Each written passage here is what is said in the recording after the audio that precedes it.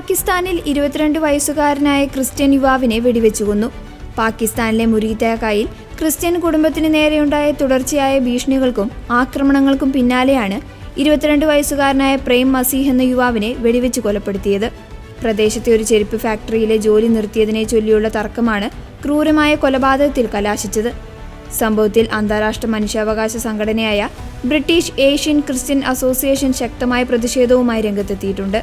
കൊല്ലപ്പെട്ട പ്രേമിന്റെ കുടുംബം നൽകുന്ന വിവരങ്ങൾ അനുസരിച്ച് കഴിഞ്ഞ ജൂൺ 8-നാണ് പ്രശ്നങ്ങളുടെ തുടക്കം.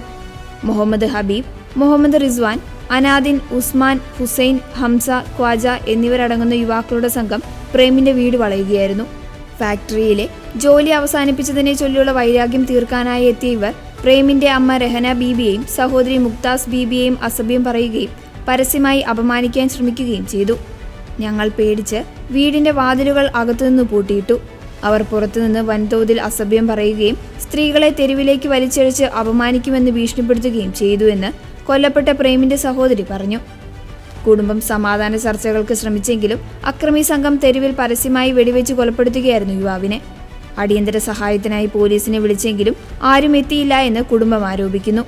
സംഭവം നടക്കുന്നതിന് തൊട്ടു മുൻപത്തെ ദിവസം പ്രേമിന്റെ പിതാവ് സ്റ്റേഷനിൽ പരാതി നൽകിയെങ്കിലും പ്രതികൾക്കെതിരെ നടപടിയെടുക്കാൻ പോലീസ് തയ്യാറായില്ല. പോലീസിന്റെ ഭാഗത്തുനിന്ന് നടപടിയുണ്ടാകാത്ത ധൈര്യത്തിൽ ജൂൺ 10-ന് അക്രമി സംഘം വീണ്ടും മാരകായുധങ്ങളുമായി എത്തി. ഈ ആക്രമണത്തിനിടയിലാണ് പ്രേം മസീഹിന് പുറകിൽ നിന്ന് വെടിയേൽക്കുന്നത്. ഗുരുതരമായി പരിക്കേറ്റ യുവാവിനെ ഉടൻ തന്നെ ആശുപത്രിയിൽ എത്തിച്ചെങ്കിലും അടുത്ത ദിവസം പുലർച്ചെയോടെ മരണത്തിന് കീഴടങ്ങുകയായിരുന്നു.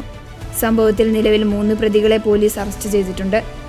എന്നാൽ പാകിസ്ഥാനിലെ വിവേചനപരമായ കാസിയസ് ആൻഡ് ദിയാദ് നിയമങ്ങൾ കാരണം പ്രതികൾ രക്ഷപ്പെടുമോ എന്ന ഭീതിയിലാണ് കുടുംബം.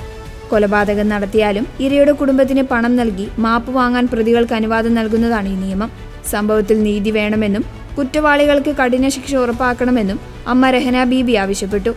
പാകിസ്ഥാനിലെ ക്രിസ്ത്യൻ ന്യൂനപക്ഷങ്ങളുടെ സുരക്ഷയ്ക്കായി ആഗോള പ്രാർത്ഥനയും പിന്തുണയും വേണമെന്ന് മനുഷ്യാവകാശ സംഘടനകൾ അഭ്യർത്ഥിച്ചിട്ടുണ്ട്.